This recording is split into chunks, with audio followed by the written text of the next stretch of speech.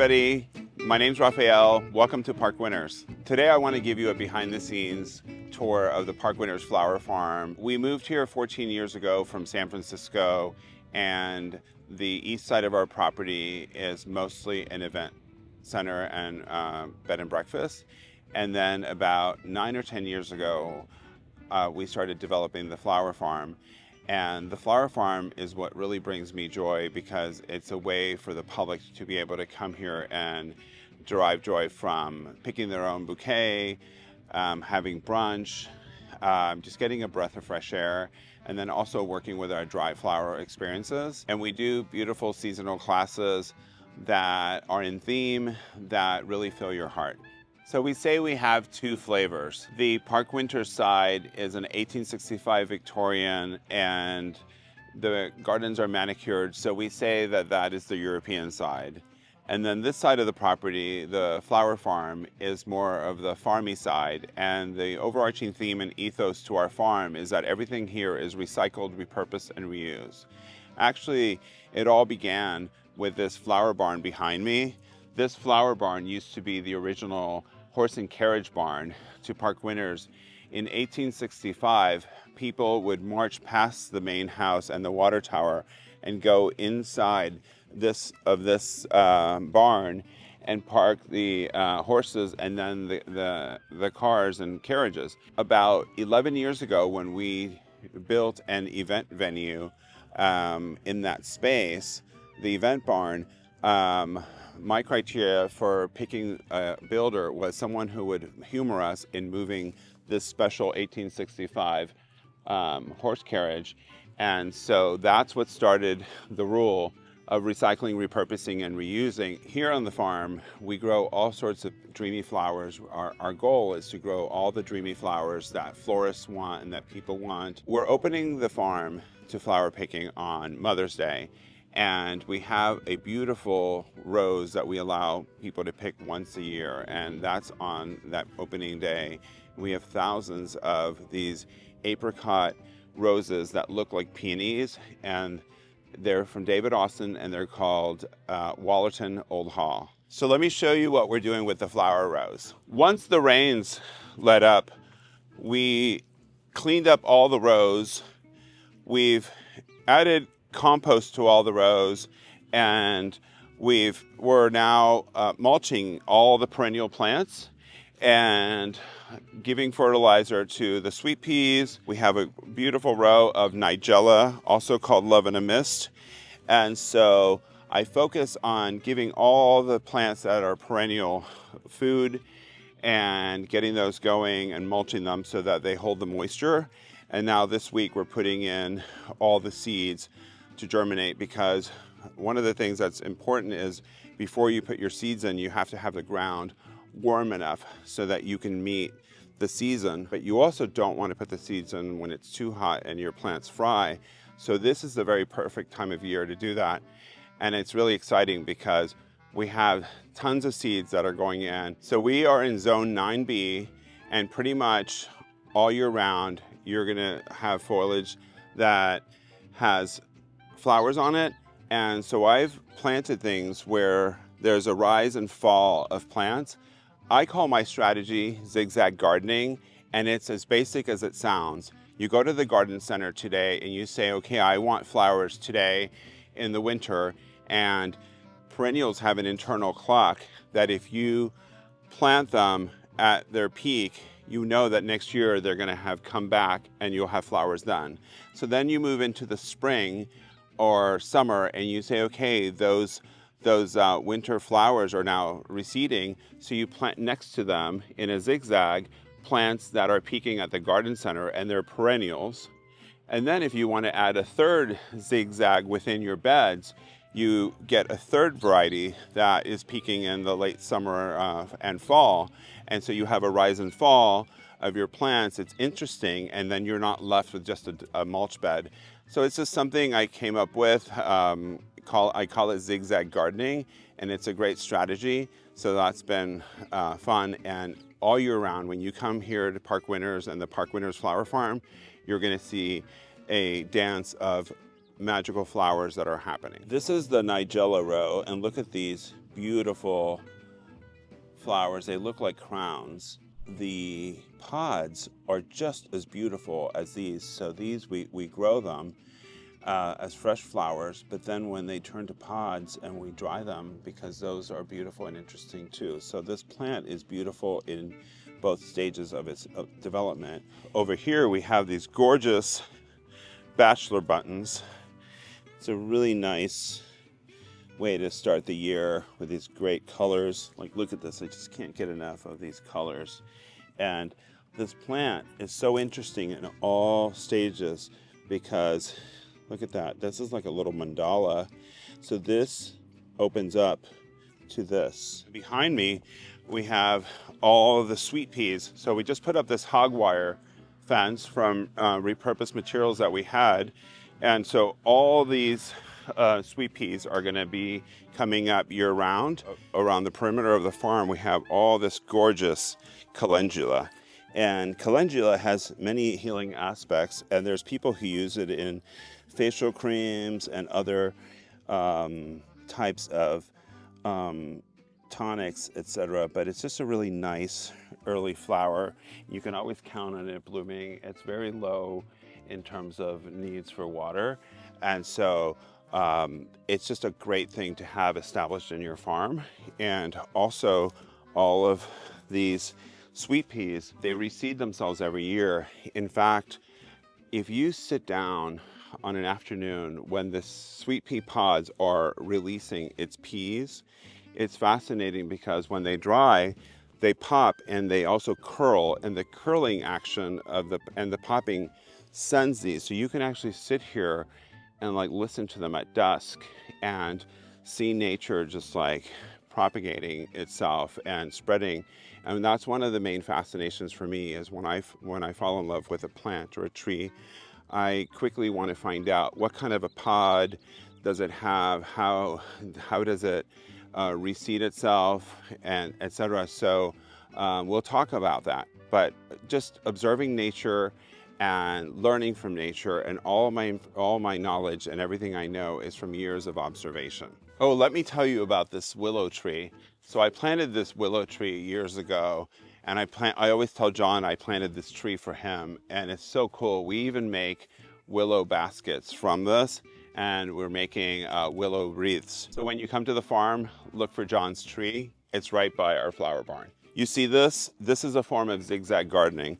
All these roses were cut back early January, but while they're cut back, all the daffodils and narcissus are doing their thing, so they're taking up the space, and instead of just having a dormant rose bed, you have all this beauty. Welcome to where we make compost. I can't wait to show you. So what we do is we put all the waste, when we cut the grass, we put all the grass clippings here, and then the other grasses, everything we clean up, all the waste from the farm, it goes in here. And it took me several years to figure out how to compost successfully, and it's very easy. The formula is heat and water. I tried to compost in the shade at one part of the property.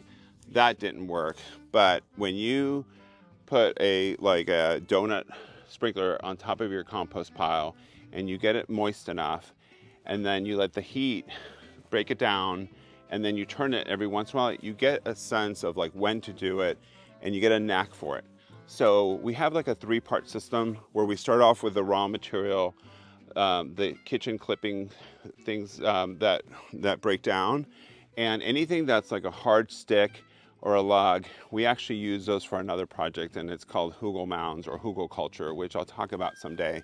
But we go from this to here and we turn it, and so we have this beautiful compost, and it smells so nice because it's broken down. It smells like rich earth, and so I'm always excited to share this with people. It's got earthworms in it, and it's really rich, and the plants love it. And then what we do is we then put it by our grater that I got at my favorite salvage yard, and we we sift out all the sticks, like all the things that might be a little thicker, take it all out, and then we introduce it into our flower rows and we plant over it, and the plants are happy. So we have this beautiful cycle of turning waste into fertilizer. So this year we've decided to finally fold our farm into a no-till farming approach. And essentially what you're doing is no-till is as simple as it sounds. You're not tilling the earth, you're not ripping the earthworms out. And so what we're doing is we're just growing on top of compost and old plants that have done their thing. They've died back, we cut them out, we turn them into compost, and then their very waste goes into the rows, and we're growing on top of these rows that we're building. As a result, you get a lot less weeds, the plants are happier, and the earthworms get to live, and the earthworms do their thing. So you have this beautiful cycle and dance of nature helping you grow flowers. So wish us luck, because I've got a lot to learn, but because I've been observing nature and been gardening since I'm 5 years old, I always say that plants speak to us. So if they're if they're lacking water, if they're lacking some sort of nutrients, they tell you. And so I'll be observing our plants, and I'll share those with you along the way. So all the walls of our seed office are made from fruit drying trays. And historically, they used to sun dry fruit in this area.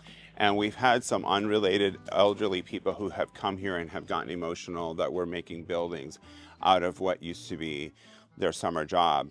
These sun drying trays are approximately 3 to 5 feet, and so we've lined our buildings with them, and also our tea house, aka the old chicken palace. As you can see, there's different varieties of fruit drying trays. There's this kind, and then there's this kind. So we just put this sideways on this door just to kind of make it more interesting, because this is just a metal conventional door that you buy at the hardware store.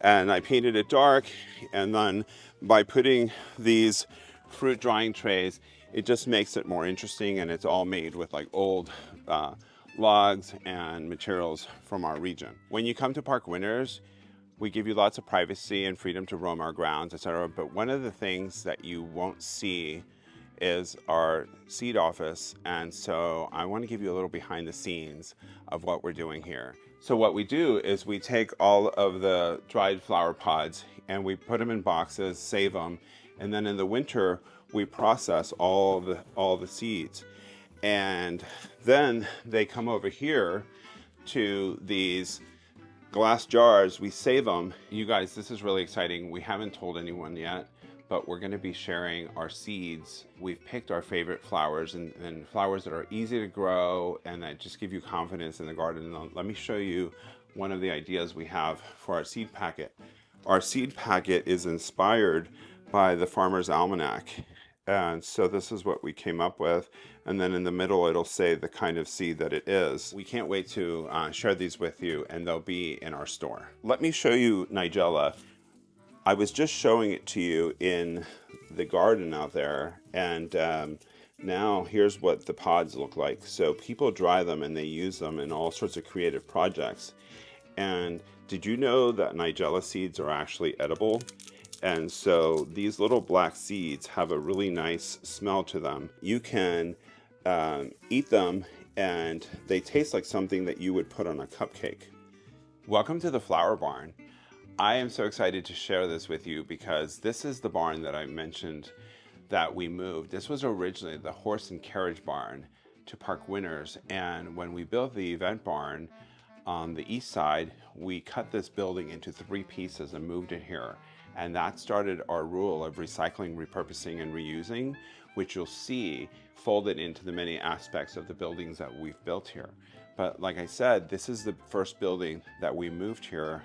We put a new foundation and we moved this 1865 barn over here. On the weekends, people come here and they work with our dry flowers. This is where we greet them with our fresh floral experiences. We're serving hot tea and water, and we're playing nice music. And people can come here and partake of all the many dry flowers that we've dried throughout the year. In the spring, summer, and fall, you can pick your own bouquet, and so you get to self-tour the grounds. We're serving hot tea and water, and when you're ready, we hand you a bucket and clippers, and you get to pick your own bouquet. And with the flush flowers, they last about 3 or 4 weeks. And with the dried flowers, they last 5 or 7 years. So it's really exciting. I'll be sharing with you the fresh aspects of when the cardoons are growing. And so cardoon is a family to the artichokes, and they're very majestic. And just wait till you see them when they are fresh. They're like a periwinkle. The bees love them. It's fascinating, and I'm so glad that we started early in the year so that we can share all the exciting unfolding of the magic of the garden. So here in the flower barn, this is where we make all the dry flower experiences, where we do seasonal wreath making classes, and we'll put a link on there so you can sign up for some of our creative classes. Don't miss my Day of the Dead wreath class later this year. It's one of my favorite classes to have. We just did a beautiful Valentine's wreath classes, and people make magic, and it's really fun. It's really uplifting, and it's a great thing to do with your family and friends. And for those of you that can't come here yet, we'll be filming them and sharing them with you so you can enjoy them as well. Thank you so much for the opportunity to share with you, and I hope that everyone is playing in their garden today and doing something creative.